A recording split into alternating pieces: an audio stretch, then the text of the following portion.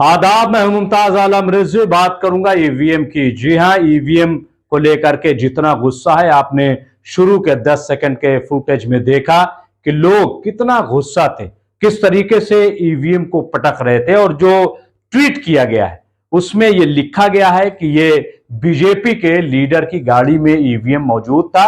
जब लोगों को पता चला, आवाम को, तो वो गुस्से में आ गए और उन्होंने पटक पटक के, वो जो आपने देखा छोटा सा वीडियो बड़ा है लेकिन हम उसको नहीं दिखा रहे हैं, छोटा सा हमने दिखाया है, उसको पटक पटक के लोगों ने तोड़ दिया। इतना गुस्से में थे लोग। जाहिर है कि यह गुस्सा जायज भी है। मैं एक बात और क्लियर कर दूं कि यह वीडियो कहां का है, कहीं इसकी कोई अभी तक तस्दीक नहीं हो पाई। कम से कम मुझे नहीं पता यह वीडियो कर्नाटक का ही है या पहले कहीं और का है, क्योंकि इस किस्म के वाकयात अगर आपको याद होगा तो उत्तर प्रदेश का जब विधानसभा इलेक्शन हुआ था तब भी इस किस्म के वाकयात हुए थे। और इसको लेकर के जो समाजवादी पार्टी के सदर हैं, अध्यक्ष हैं अखिलेश यादव, उन्होंने एक बड़ी प्रेस कॉन्फ्रेंस की थी। जी हां, प्रेस कॉन्फ्रेंस करते हुए अखिलेश यादव ने कुछ चीजें दिखाई थी कि कैसे ईवीएम से भरे ट्रक को उन्होंने दिखाया था, कैसे जो अफसरान है उनकी गाड़ियों में ईवीएम जा रहे हैं, उनको रोक करके समाजवादी पार्टी के लोगों ने कैसे ईवीएम निकलवाए थे। कई और चीजें जो है वो अखिलेश यादव ने दिखाई थी। तो अभी ये कहां का वीडियो है, क्या है, मुझे बहुत क्लियर नहीं है, लेकिन जिसने भी इसको ट्वीट किया है उसका यह दावा है कि यह बीजेपी की गाड़ी में ईवीएम मौजूद था। लोग जो है इससे नाराज हो गए। यह उस वक्त की कहानी है, उस वक्त की घटना है कि जब आप देख रहे हैं कि कर्नाटक में पोलिंग खत्म हो गई। अब 13 मई को नतीजे बरामद होने, नतीजे आने हैं। उससे पहले जो एग्जिट पोल है वो आपके सामने है कि कर्नाटक में कांग्रेस की सरकार बनने जा रही है। हालांकि अभी बहुत ज्यादा इसके बारे में नहीं कहा जा सकता है, यह महज एग्जिट पोल है। एग्जिट पोल पे 100% भरोसा नहीं किया जा सकता।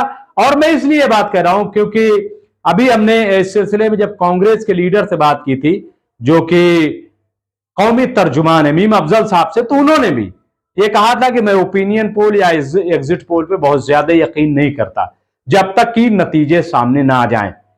उन्होंने क्या कहा, एक नजर अगर आप देख लें कि क्या उन्होंने ओपिनियन पोल या इस किस्म की चीजों को लेकर क्या राय दी। और आपने कर्नाटक की बात की। जी जी जी। और खास तौर पे आपका जोर जो है वो इस बात पर है कि सर्वे। जी जी। तो जाती तौर पर मैं सर्वों पर यकीन नहीं करता हूँ। बिल्कुल। और उसकी एक बड़ी वजह यह है कि आमतौर पर मेरा ये मानना है कि सर्वे स्पॉन्सर्ड होते हैं। और जब से मोदी जी पावर में आए हैं 2014 से पहले से ही मीडिया का एक बड़ा हिस्सा जो है वो इस काम में लग गया था कि हर चुनाव के अंदर वो मोदी की जीत दिखाएं और उससे वो पब्लिक ओपिनियन को पहले से ही मुतासर करना शुरू कर देते थे। लेकिन उसके बावजूद भी एक डेमोक्रेसी में जो एक एतमाद होता है वो एतमाद अपनी जगह पर है। और उस एतमाद की वजह से मैं ये समझता हूँ कि हर पॉलिटिकल पार्टी ये कोशिश करती है कि चुनाव लड़े, भरपूर ढंग से लड़े। कांग्रेस चूंकि एक बड़ी पार्टी है और हिंदुस्तान की सबसे बड़ी पार्टी थी, आज दूसरे नंबर की बड़ी पार्टी है। बिल्कुल। तो देखा आपने मीम अफजल ने क्या कहा। खैर, ये सच्चाई भी है। हम भी बहुत ज्यादा एग्जिट पोल या ओपिनियन पोल पर बिलीव नहीं करते क्योंकि जिस किस्म से ये बनाए जाते हैं सबको पता है। लेकिन इसके बावजूद थोड़ा सा अंदाजा तो हो जाता है, थोड़ी सी खुशी तो हो जाती है, थोड़ी सी हवा तो बन जाती है। लेकिन सवाल यह है कि क्या ये 13 तारीख को बिल्कुल हूबहू नतीजे आएंगे। और इसको लेकर के या ईवीएम को लेकर के जिस किस्म की छेड़छाड़ की खबरें आती रही, उससे भी लगता है कि जो कांग्रेस के लोग हैं या अपोजिशन के लोग हैं काफी सतर्क हो गए हैं, काफी चौकन्ने हो गए हैं और इसीलिए वो नजर रख रहे हैं। आपको याद होगा कि कल ही जब पोलिंग हो रही थी उसके दौरान ये कहा गया कि पुणे से कोई ट्रक आया है या बस आई है जिसमें ईवीएम थी या क्या था, क्यों ये आया, ये सवाल उठाया गया। फिर और बहुत सारी चीजें हैं, अभी सब सामने आएंगी। लेकिन चूंकि एग्जिट पोल में कांग्रेस की हवा है, कांग्रेस जीत रही है, तो शायद इसलिए इसको बहुत ज्यादा बखेड़ा नहीं खड़ा किया जा रहा है। लेकिन यह मामला बहुत अहम है। मैं इसलिए कह रहा हूं कि अगर इस तरीके से चुनाव जीते जाएंगे कि ईवीएम का गलत इस्तेमाल किया जाए, अगर ईवीएम बदल दी जाए, अगर ईवीएम चोरी कर लिए जाए या ईवीएम को हैक कर लिया जाए, अगर इस तरीके से चुनाव किया जाएगा तो क्या ऐसे में लोकतंत्र बचेगा? क्या जमहूरियत बचेगी? और फिर एक बड़ा सवाल यह उठता है कि आम लोग तो देख पा रहे हैं, तो फिर हमारा इलेक्शन कमीशन कहां है? इलेक्शन कमीशन क्या कर रहा है? या जो पुलिसकर्मी तैनात है, सिक्योरिटी तैनात है, वो कहां है? जिनकी ड्यूटी लगी है वो कहां है? वो इन चीजों को क्यों नहीं देख पा रहे हैं? क्यों इस तरीके की चीजें आ रही हैं? ईवीएम का इस तरीके से तोड़ा जाना, ईवीएम का ऐसे पकड़े जाना, लोगों का इतना गुस्सा, ये कोई मामूली बात तो है नहीं। और बीजेपी में ही क्यों? इससे पहले याद होगा कि जब वोट पड़ते थे, बड़ी शिकायतें इस पे हुई कि बटन दबाइए कांग्रेस का तो वोट चला जाता था बीजेपी में।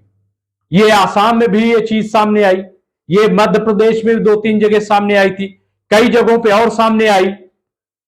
लोगों ने कहा कि ये कुछ खराबी है। तो मैंने एक सवाल उठाया था, काफी पहले की बात है। मैंने सवाल ये उठाया कि चलिए ठीक है, मशीन है, कभी कभी खराब हो सकती है, लेकिन मशीन जब खराब होती है तो नतीजा बीजेपी के हक में क्यों आता है? कभी ऐसा भी तो हो कि मशीन खराब हो और बटन भाजपा में दबाया जाए और चला जाए कांग्रेस में वोट। ये खराब जब मशीन होती है तो ऐसा क्यों होता है कि समाजवादी में बटन दबाइए तो भी बीजेपी में, कांग्रेस पे दबाइए तो भी बीजेपी को, आप आरजेडी पे बटन दबाइए तब भी बीजेपी को? ये क्या चक्कर है? ये ऐसी मशीन में कौन सी खराबी पैदा हो जाती है कि वो बीजेपी में ही चली जाती है, वोट चला जाता है? ये एक बड़ा सवाल उठाया था और बड़ा इसका मीम भी बना था, मजाक भी बना था। बहरहाल ये एक बड़ा सवाल है। सवाल इसलिए है कि अगर आज हिंदुस्तान की डेमोक्रेसी बची हुई है, जमहूरियत बची हुई है, तो उसका जो सूत्रधार है वो चुनाव है, इलेक्शन है। लोगों को लगता है कि अगर हम सरकार के खिलाफ कुछ नहीं कर पा रहे हैं तो कम से कम जब चुनाव होगा तो अपने वोट के जरिए इसको सबक सिखाएंगे। और ये होता है, सरकारें बदल जाती हैं। लोग कहते हैं कि अच्छा, हमारी बात नहीं सुन रहे हो, हमारी आवाज नहीं सुन रहे हो, जो वायदे किए थे आप पूरा नहीं कर रहे हो, तो ठीक है, मैं तुम्हें बताऊंगा जब चुनाव आएगा। और फिर वही होता है कि सरकारें बदल जाती हैं। कर्नाटक में भी वही गुस्सा था, बहुत सारे इशू चलाए गए, मंदिर का इशू, बजरंगबली का इशू, मुस्लिम का इशू है, यूनिफॉर्म सिविल कोड का इशू, बहुत सारे इशू चलाए गए।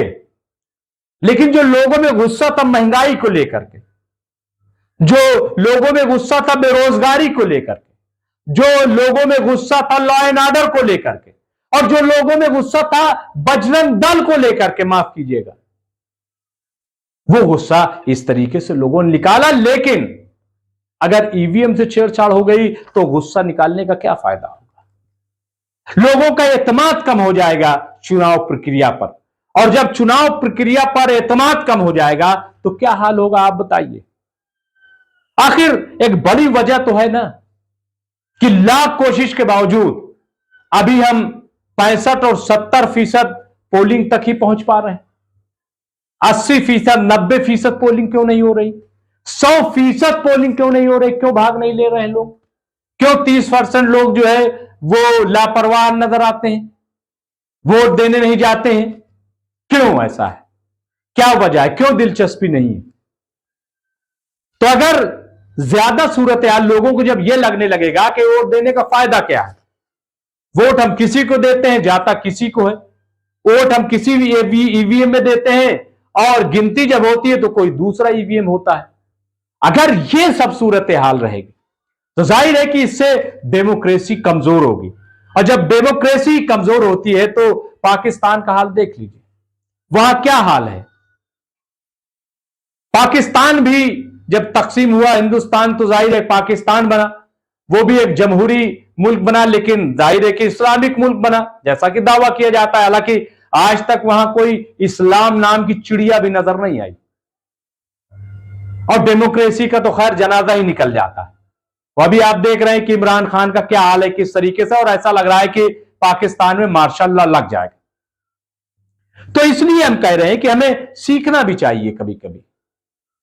यह बहुत इंपॉर्टेंट है कि हम जो चुनाव की प्रक्रिया है उसको सुरक्षित रखें, उसकी हिफाजत करें, क्योंकि अगर इससे भरोसा उठ गया, सरकार से उठ जाता है, तो आदमी चुनाव में जाता है कि हमें अब सरकार पर भरोसा नहीं है, हम सरकार बदल देंगे। लेकिन अगर चुनाव पे भी एतमाद उठ गया तो फिर कहां जाएगा, कहां जाएगा। इसलिए मुझे लग रहा है कि ये बहुत इंपॉर्टेंट है। और इलेक्शन कमीशन जो बार बार कटघरे में खड़ा हो जाता है, इलेक्शन कमीशन को भी अपने गिरेबान में झांक के देखना चाहिए कि कहीं कोई कमी तो नहीं है। सितारों से आगे जहां देखते हो, सितारों से आगे जहां देखते हो, गरीबा में देखो कहां देखते हो। चुराते हो नजरें हकीकत से तुम भी, कहां आईना है कहां देखते हो। बहुत बहुत शुक्रिया।